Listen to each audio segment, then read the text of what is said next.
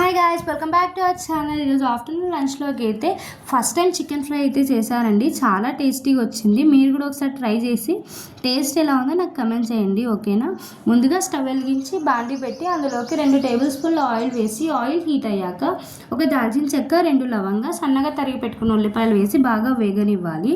ఉల్లిపాయలు బాగా వేగడం కోసం అని చెప్పేసి చిటికెడంత ఉప్పు అయితే వేసుకొని బాగా వేగనిచ్చానండి. చూస్తున్నారు కదా, ఇదైతే మరీ రెడ్ అండ్ బ్రౌన్ కలర్ అయితే రావాల్సిన అవసరం లేదు. నార్మల్ కలర్ వచ్చినా సరిపోతుంది ఉల్లిపాయలు. ఇప్పుడు ఇందులోకి అయితే మనము అల్లం వెల్లుల్లి పేస్ట్ కూడా వేసుకొని బాగా వేగనివ్వాలి. పచ్చివాసన పోయేదాకా మనం అల్లం వెల్లుల్లి పేస్ట్ని బాగా వేగనిచ్చుకోవాలండి. అండ్ అలాగే ఇందులోకి కరివేపాకు, పచ్చిమిర్చి అయితే వేసుకుంటున్నాను. కరివేపాకు వేయడం వల్ల మనకి ఆ కరివేపాకు ఫ్లేవర్ అంతా మనకి చికెన్కి బాగా పట్టి ఆ టేస్ట్ అనేది డిఫరెంట్గా ఉంటుందండి.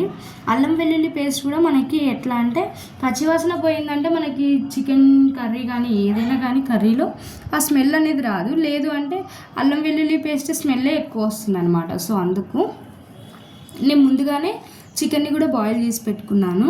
1/2 కేజీ చికెన్ తీసుకున్నానండి. ఫస్ట్ టైం చేస్తున్నాను కదా, హిట్ అవుతుందో ఫ్లాప్ అవుతుందో తెలియదు అని చెప్పేసి 1/2 కిలో చికెన్ తీసుకొని బాగా వేగనిస్తున్నానండి. ఇప్పుడు ఇందులోకి అయితే అన్ని స్పైసెస్ అయితే యాడ్ చేసుకుంటున్నాను. రుచికి సరిపడినంత ఉప్పు, 1 టేబుల్ స్పూన్ దాకా కారం, 2 టేబుల్ స్పూన్ల ధనియాల పొడి, చికెన్ మసాలా అయితే ఒక ప్యాకెట్ చికెన్ మసాలా ఉంటుంది కదా 5 రూపీస్ది, అదైతే మొత్తం వేసుకున్నానండి, ఒక ప్యాకెట్ దాకా. మళ్ళీ కొద్దిగా ఉంటే దాన్ని కూడా వేసాను. గరం మసాలా మాత్రం 1.5 టేబుల్ స్పూన్ దాకా వేసాను అనుకోండి. ఇప్పుడు ఇదంతా బాగా కలిపేసుకుంటున్నాను. స్పైసెస్ చికెన్కి బాగా పట్టాలి కదా స్పైసెస్, సో అందుకోసము. అండ్ అలాగే ఇందులోకి కొద్దిగా కొబ్బరి పొడి కూడా వేసుకున్నానండి. 2 టేబుల్ స్పూన్ల కొబ్బరి పొడి అయితే సరిపోతుంది.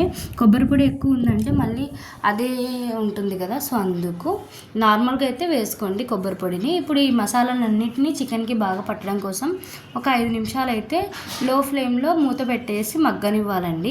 ఇప్పుడు ఇందులోకి అయితే మనము బాగా మగ్గిపోయాక 3 టేబుల్ స్పూన్ల నిమ్మరసం ఉంటుంది కదా, అది కూడా వేసుకొని బాగా మిక్స్ చేసుకొని ఇప్పుడు అందులోకి కసూరి మేతి అండ్ అలాగే కొత్తిమీర వేసుకొని ఒక 2 మినిట్స్ తర్వాత స్టవ్ కట్టేసామంటే చాలా టేస్టీగా ఉండే చికెన్ ఫ్రై అయితే రెడీ అండి. మీరు కూడా ఒకసారి ట్రై చేయండి, ఓకేనా. అండ్ అలాగే please like, share and subscribe.